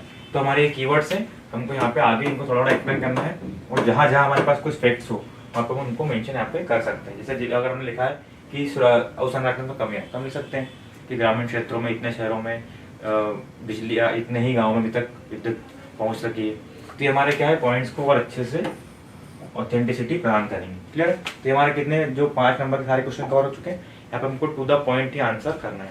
और चूंकि पेपर 2 का पार्ट भी यहाँ पे हमको हेल्थ, एजुकेशन, स्किल्स और जो भी भेद्य वर्ग हैं इनसे संबंधित कॉमन फैक्ट्स हमको याद करना है और उनको इस तरह से प्रश्नों में हमको यूज भी करना होगा, ठीक है। अब 11 नंबर का पहला प्रश्न है, बहुराष्ट्रीय कंपनियां क्या है, बहुराष्ट्रीय कंपनी की विशेषताएं बताते हुए इसके गुण एवं दोष बताने हमको यहाँ पे 3 चीज बतानी है कि एमएनसी क्या है, फिर विशेषता क्या है, फिर इनके गुण और दोष, ठीक है। तो अगर हम इन सब में केवल 5-5 पॉइंट भी देंगे हम इस क्वेश्चन को आसानी से कवर कर सकते हैं। तो क्या इसकी फ्रेमिंग, सबसे पहले हम क्या बताएंगे, बहुराष्ट्रीय कंपनियां, ठीक है। तो क्या बताना है इसमें, सबसे पहले बहुराष्ट्रीय कंपनियां क्या है, तो हमें प्रॉपर डेफिनेशन कि ऐसी कंपनियां जिनका कार्य क्षेत्र या फिर जिनका एक या एक से अधिक देशों में वस्तु एवं सेवाओं के उत्पादन पर नियंत्रण एवं स्वामित्व होता है, ठीक है। तो एक प्रॉपर डेफिनेशन लिख दिया यहाँ पे। तो वो हमारी डेफिनेशन है, साथ में वो क्या लिखना है यहाँ पे, उदाहरण कौन सा, अमेज़न, TCS आदि, ठीक है। तो हम थोड़ा सा यहाँ पे 11 नंबर में डेफिनेशन थोड़ा एक्सप्लेन करेंगे कि प्रायः इन कंपनियों का मूल जो उद्गम है वो एक देश में होता है, लेकिन इनका धीरे धीरे इनका कार्यक्षेत्र अन्य देशों तक विस्तारित हो जाता है। वैश्वीकरण के इस दौर में बहुराष्ट्रीय कंपनियां अनेक देशों में कार्य करती है। इन कंपनियों को एमएनसी कंपनी या बहुराष्ट्रीय कंपनी कहा जाता है। और फिर एग्जाम्पल, ठीक है। फिर हमको क्या बताना है, विशेषताएं। तो हम क्या लिखेंगे यहाँ पे, इस तरह से हेडिंग, ठीक है।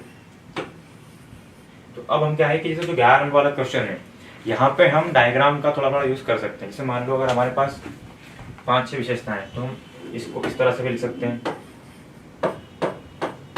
ना? या फिर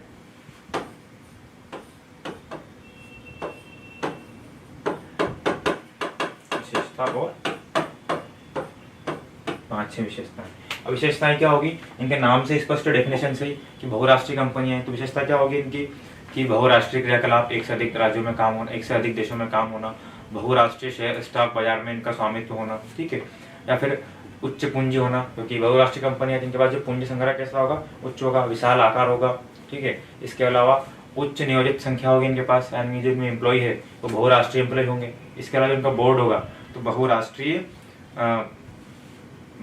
प्रबंध हो जाएगा, ठीक है। तो इस तरह से हमको इनकी 5 विशेषताएं बतानी है। फिर मान लो हमने इनकी परिभाषा और विशेषता दे दी, अब हमको इनके गुण दोष से बात करनी है। तो हम क्या लिखेंगे यहाँ पे जोड़ते हुए, हमको जो क्वेश्चन के विभिन्न पार्ट्स हैं उनको आपस में लिंक करना होगा। हमने पहले एमएनसी बताया, फिर बताया कि विशेषताएं क्या है, फिर क्या लिखेंगे कि उपरोक्त विशेषताओं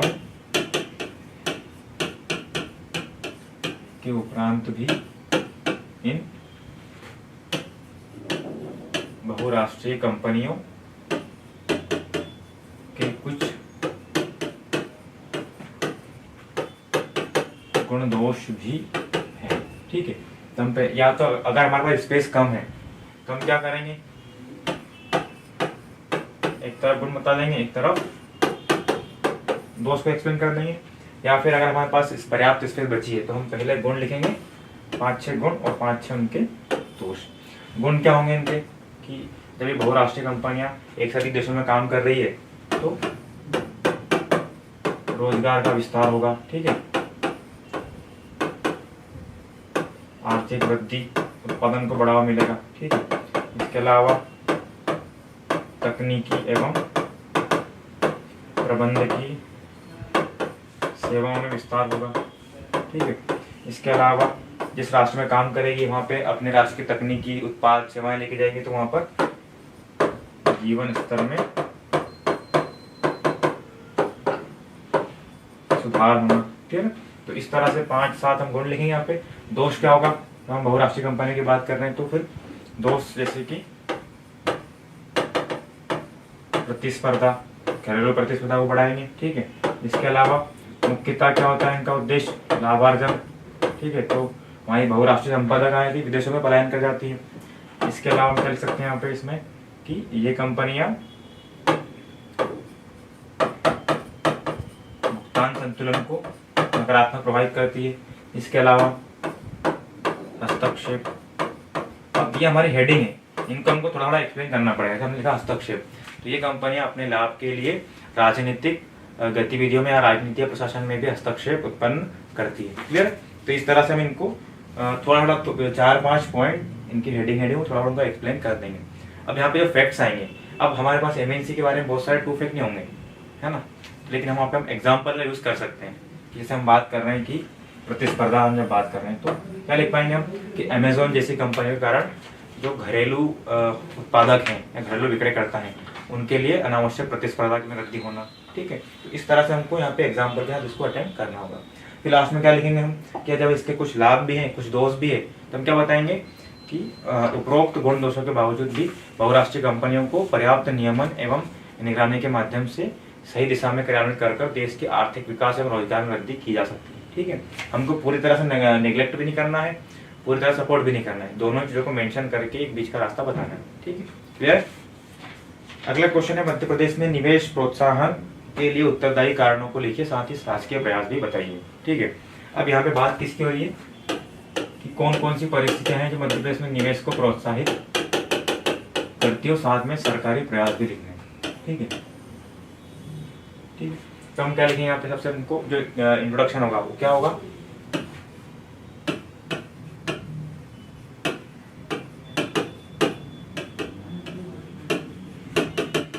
निवेश किस लिए करते हैं हम, आर्थिक विकास के लिए। मध्य प्रदेश में आर्थिक विकास के लिए, आर्थिक विकास हेतु मध्य प्रदेश शासन द्वारा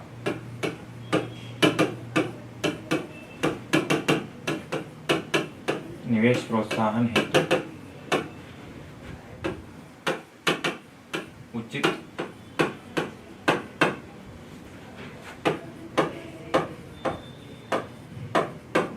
परिस्थितियों का सृजन किया जा रहा है। हमारा क्वेश्चन था निवेश प्रोत्साहन और उससे तथा परिस्थितियों को लेके, साथ में शासकीय प्रयास भी था। तो हमारे इंट्रोडक्शन में समझिए लिखे हमने कि मध्य प्रदेश के आर्थिक विकास के लिए मध्य प्रदेश शासन द्वारा निवेश प्रोत्साहन हेतु अनेक परिस्थितियों को सृजन किया जा रहा है। ठीक है, फिर हम क्या लिखेंगे डायरेक्ट कि उत्तरदायी परिस्थितियां। ठीक है, अब हमारा क्या आ गया ये वाला मेन हेडिंग। अब उत्तरदायी परिस्थिति में क्या लिखना है हमको,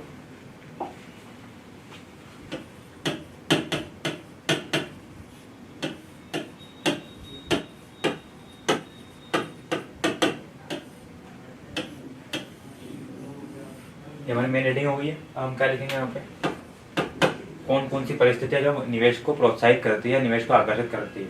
ठीक है, तो जो हमारे उद्योग के स्थानीयकरण के कारण है, वैसे ही कुछ कुछ इसके कारण भी रहेंगे, जैसे कि सशक्त अर्थव्यवस्था। अब हमने हमारी हेडिंग दी है, इसमें एक्सप्लेन क्या करेंगे हम कि लगभग 9.5% वृद्धि दर जो निवेश आकर्षण के लिए प्रमुख रूप से आवश्यक है। ठीक है, तो अब हमने यहाँ पे लिखा है सशक्त अर्थव्यवस्था, तो इसको हमको प्रूफ करने के लिए क्या बताना पड़ेगा, आर्थिक वृद्धि की हमारी दर। क्लियर। इसके अलावा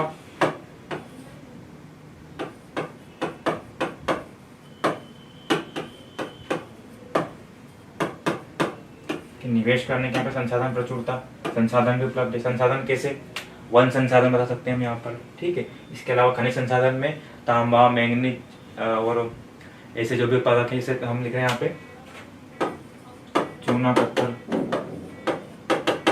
सीमेंट उद्योग के लिए महत्वपूर्ण है। ठीक है ना, तो इस तरह से हम यहाँ पे क्या बताएंगे, इस टॉपिक, इस पॉइंट को प्रूफ करेंगे। ठीक है, इसके अलावा बाजार का मतलब क्या है कि 7 करोड़ से अधिक आबादी जो कि एक बाजार की भूमिका निभाती है। ठीक है, इसके अलावा भौगोलिक स्थिति। ठीक है ना, अब भौगोलिक स्थिति में क्या है कि मध्य प्रदेश कहाँ स्थित है, बीचों बीच मध्य में स्थित है। ठीक है, तो सभी राज्यों से कैसी इसकी कनेक्टिविटी है। ठीक है, इसके अलावा यहाँ पे गुजरात और इसके रूप में जो तट से कनेक्टिविटी भी यहाँ पे बनी हुई है। ठीक है,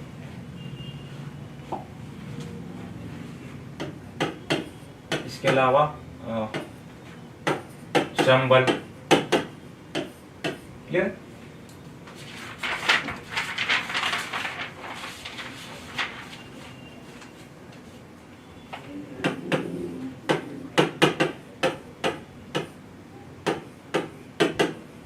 बेहतर कनेक्टिविटी हम क्या बताएंगे इसमें,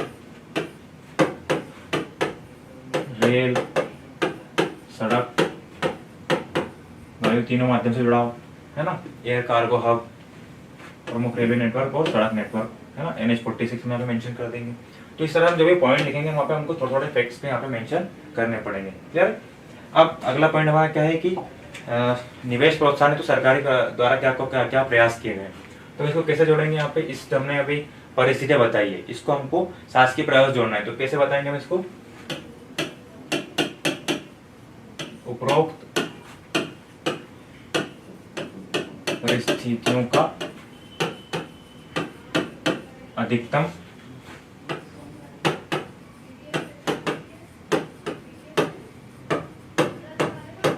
सुनिश्चित करने हेतु शासन द्वारा भी अनेक प्रयास किए जा रहे हैं। तो हमने जो परिस्थितियों में बात की थी उसको हमने यहाँ पे आगे बढ़ा दिया। अब क्या क्या प्रयास किए जा रहे हैं हम यहाँ पढ़ सकते हैं।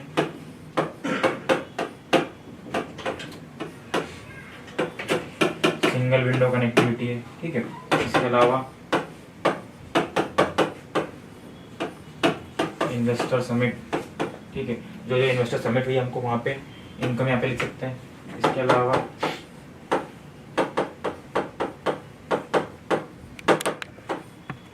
लैंड बैंक की उपलब्धता। फिर इसके अलावा क्या क्या चीज़ होगी हमारी, जैसे हम बात करें यहाँ पे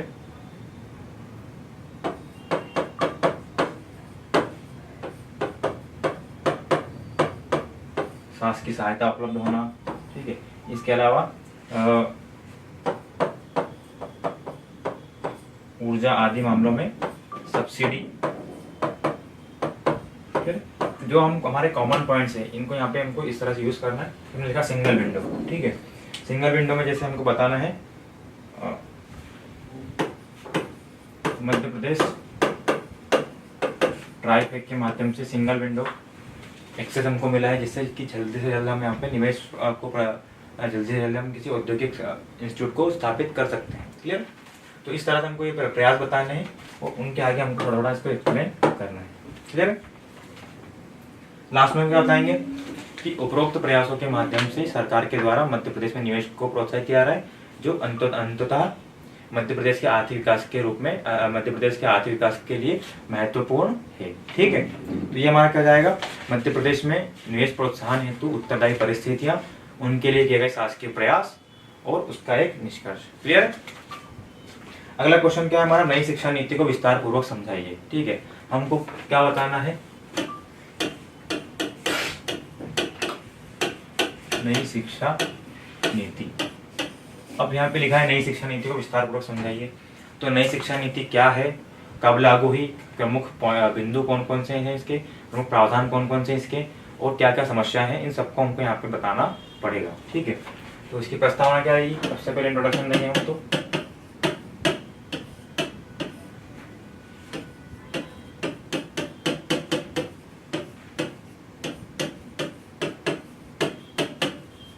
कि नई राष्ट्रीय शिक्षा नीति 2020 भारत की तीसरी राष्ट्रीय शिक्षा नीति है, जिसे 2020 में लागू किया गया है। क्लियर। अब क्या बताएंगे इसमें हम, इसका प्रारूप। किसने बनाया इसका प्रारूप,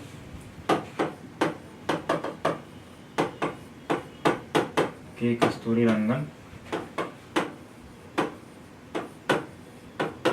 समिति की सिफारिश पर, ठीक है। तो मैंने क्या होगा, इसका इंट्रोडक्शन हो गया। अब हमको इसको विस्तार पूर्वक समझाने में जो प्रमुख बिंदु है या प्रमुख प्रावधान है वो बताएं हमको। तो क्या क्या बताएंगे इसमें हम, उद्देश्य है ना, प्राथमिक शिक्षा, माध्यमिक शिक्षा है ना, इसके अलावा पाठ्यक्रम, भाषा, मूल्यांकन, शिक्षा, ठीक है। हम जब राष्ट्रीय शिक्षा नीति की बात करते हैं उसमें सारे पॉइंट्स हैं, उद्देश्य, प्राथमिक शिक्षा, माध्यमिक शिक्षा, पाठ्यक्रम, मूल्यांकन, भाषा और शिक्षा, सभी को हम 2-3 लाइन में एक्सप्लेन करेंगे तो हमारा आंसर हम आसानी से कवर कर सकते हैं, ठीक है। तो हम क्या बताएंगे, सबसे पहले उद्देश्य। कैसा इसका उद्देश्य है, 5 सूत्रीय लक्ष्य। क्या है 5 सूत्रीय लक्ष्य इसका, एक तो शिक्षा तक पहुंच, फिर समानता, गुणवत्ता और वहनीयता और 5वां उत्तरदायित्व। ठीक है, क्योंकि शिक्षा हमारे सिलेबस में डायरेक्टली मेंशन है, तो राष्ट्रीय शिक्षा नीति हमसे बननी चाहिए। ठीक है, तो हम क्या बताएंगे, पहले उद्देश्य में 5 उत्तर इसके लक्ष्य, फिर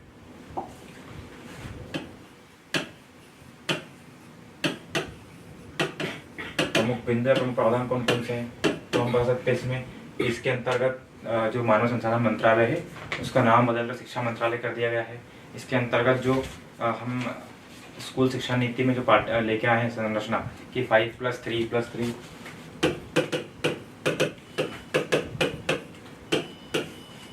की संरचना को इसके अंतर्गत लागू किया गया है। ठीक है, इसके अंतर्गत जो हमारा सकल नामांकन अनुपात है उसको 100% तक करने का लक्ष्य रखा गया है। तो ये हमारे इसके प्रमुख बिंदु हो जाएंगे। फिर हम बात करेंगे प्राथमिक शिक्षा में कि प्राथमिक शिक्षा के लिए कौन कौन से प्रावधान है। ठीक है, आगे प्राथमिक शिक्षा में कौन कौन से प्रावधान कि इसके अंतर्गत early childhood care and education को लाया गया है, बहुस्तरीय एवं खेल आधारित शिक्षा को बढ़ावा दिया गया है। ठीक है, इसके अलावा हम बात करेंगे माध्यमिक शिक्षा में, तो उसमें इसके अंतर्गत कक्षा 6 से व्यावसायिक शिक्षा को लागू किया गया है। ठीक है, इसके अलावा जब हम बात करें भाषा में, तो प्राथमिक स्तर तक मातृभाषा को बढ़ावा देना, इसके बाद त्रिभाषा फार्मूला इसके अंतर्गत लागू किया गया है। ठीक है, फिर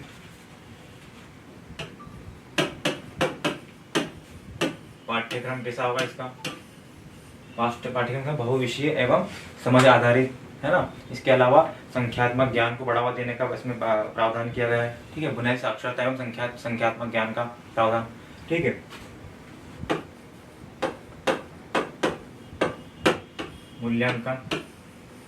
मूल्यांकन के लिए कैसा, हमने एक परख नाम से पृथक मूल्यांकन व्यवस्था,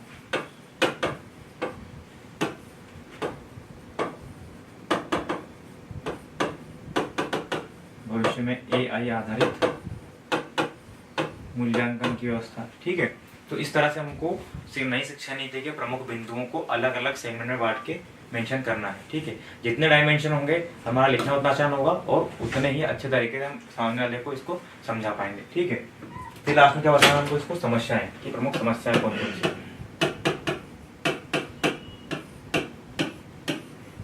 समस्या क्या क्या होगी, जनरल समस्या, अवसंरचनात्मक अभाव का होना, उसके लिए भी प्रावधान इसमें नहीं किए गए। ठीक है, इसके अलावा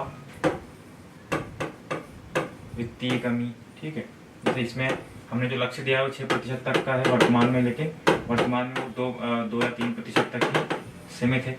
ठीक है, इसके अलावा शिक्षा जो है समवर्ती सूची का विषय है, इसलिए इसमें राज्यों के अलग अलग बोर्ड भी शामिल हैं जो नई शिक्षा नीति को लागू करने में परेशानी पैदा करते हैं। ठीक है, या कुछ राज्यों में ही इसको लागू किया गया है। ठीक है, अब हम लास्ट में क्या लिखेंगे, इसका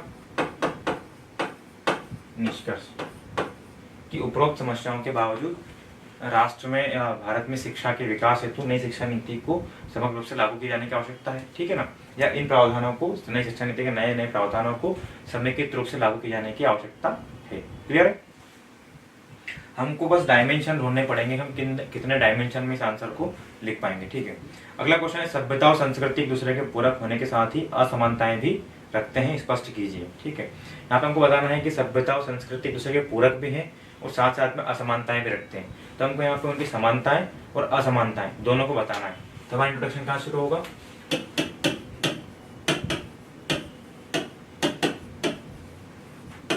कि प्रायः सभ्यता एवं संस्कृति को एक ही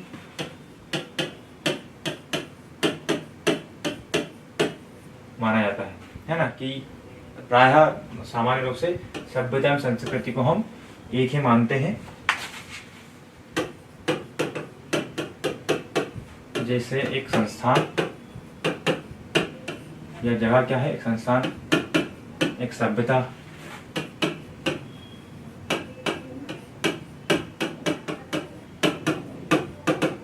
रूप है वही उसमें होने वाला अनुष्ठान या परंपरा एक संस्कृति का अंग है। तो हमारा क्या होगा इसका इंट्रोडक्शन?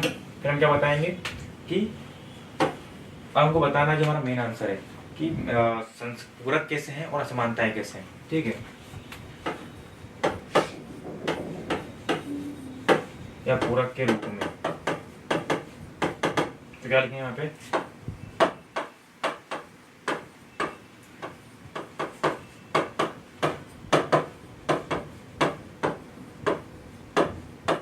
निकायवर एवं पेज के अनुसार। फिर क्या बताएंगे हम कि संस्कृत सभ्यता संस्कृति की वाहक है, सभ्यता संस्कृति का पर्यावरण है, ठीक है ना, और संस्कृति सभ्यता की दिशा को निर्धारित करती है। तो इस रूप में क्या पूरक है। फिर हम क्या बताएंगे इनमें समानताएं।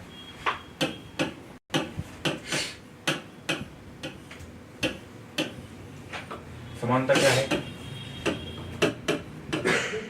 कि दोनों ही मानव निर्मित है ना, दोनों ही कैसी है? प्रगतिशील है, दोनों ही मानवीय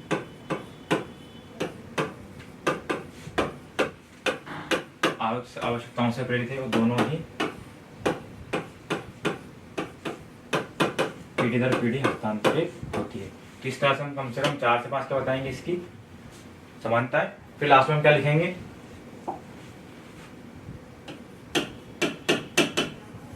उपरोक्त समानताओं के बावजूद भी सभ्यता और संस्कृति में कुछ अंतर भी है, प्रमुख अंतर निम्न है। फिर क्या बताएंगे? आधार सभ्यता और संस्कृति। ठीक है, तो क्या लिखेंगे यहाँ पे हम? कम से कम 5-6 अंतर लिख देंगे हम। कैसे? प्रकृति सभ्यता कैसी है? मूर्ति कैसी है? अमूर्त। तो इस तरह से हमने सभ्यता संस्कृति के अंतर याद किए हैं 8-10, उसमें 6-7 हमको यहाँ पे अंतर लिखने हैं। कंक्लूजन क्या लिखेंगे हम? कि उपरोक्त समानताओं एवं असमानताओं के कारण को देखते हुए यह कहा जा सकता है कि इन सभी असमानताओं के बावजूद सभ्यता एवं संस्कृति अपने आप में पूरक है। जैसे, या फिर इन दोनों को हम इस रूप में समझ सकते हैं कि सभ्यता जहाँ एक शरीर है, वही संस्कृति इस शरीर की एक आत्मा है। क्लियर है? इस तरह से हम इस आंसर को कंक्लूड करेंगे, जहाँ पे हमको एक डेफिनेशन प्रस्तावना देनी है जो इन दोनों की पूरक होने की बात करता है या दोनों को एक होने की बात करता है। फिर हम बताएंगे कि दोनों में क्या क्या समानता है, क्या इन दोनों को पूरक बनाती है। फिर हम बताएंगे असमानता है, और लास्ट में इसका एक कंक्लूजन। क्लियर है? लास्ट क्वेश्चन क्या है हमारा कि मध्य प्रदेश में प्रमुख जनजातीय पर्व एवं उत्सवों को बताइए। ठीक है, जब भी जनजाति से संबंधित प्रश्न आता है तो हम कुछ कॉमन फैक्ट्स यूज करके हम इसका आंसर लिख सकते हैं कि मध्य प्रदेश भारत में सर्वाधिक जनजातीय आबादी वाला राज्य है। यहाँ पर लगभग 21% आबादी जनजाति है। इस रूप में यहाँ पर अनेक जनजातीय पर्व एवं उत्सव मनाए जाते हैं। ठीक है, तो ये कॉमन आंसर हो जाएगा। जब भी हम कोई जनजाति का प्रश्न लिखेंगे तो कितनी सबसे अधिक जनजाति होने का राज्य या कितनी जनसंख्या है वो हमारा इंट्रोडक्शन में जाएगा, उसमें हमारा एक फैक्ट भी है। ठीक है, फिर हम क्या लिखेंगे प्रस्तावना के बाद? मैंने बता दिया कि मध्य प्रदेश भारत के सबसे अधिक जनजातीय आबादी वाला राज्य है, जो यहाँ पर लगभग यहाँ की लगभग 21% आबादी जनजातीय समुदाय से आती है। फिर क्या लिखेंगे हम? अतः यहाँ पर अनेक जनजाति पर्व एवं उत्सव मनाए जाते हैं। ठीक है, अब क्या बताएंगे हम? प्रमुख जनजाति पर्व एवं उत्सव। तो इसको हम 2 या 3 तरीके से लिख सकते हैं। जैसे कि एक तो हम बताएंगे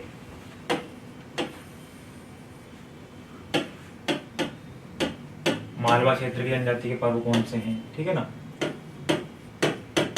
बुंदेलखंड की जनजाति के पर्व कौन से हैं। एक ये वाला डायमेंशन हो सकता है हमारा, या फिर इस तरह से कि पश्चिम क्षेत्र में बना, पश्चिमी मध्य प्रदेश के पर्व, पूर्वी मध्य प्रदेश के पर्व, या उत्तरी मध्य प्रदेश के पर्व। ठीक है, हम पश्चिम में बात करें तो पश्चिम में कौन सी जनजाति है? भील जनजाति है। भील जनजाति द्वारा कौन कौन से पर्व मनाए जाते हैं? भगोरिया, गोवर्धन पर्व। ठीक है, या फिर हम ऐसे ना लिखना चाहें तो फिर जनजाति के आधार पर कि भील जनजाति कौन कौन से पर्व मनाए जाते हैं, पर्व मनाती है, तो हम लिखेंगे भगोरिया। और हम भगोरिया में क्या बताना है हमको कि कब मनाया जाता है, क्यों मनाया जाता है और कैसे मनाया जाता है। ठीक है, जैसे अगर हम भगोरिया की बात करें तो भगोरिया कब मनाया जाता है? होली के समय। ठीक है ना, क्यों है मनाया जाता है ये?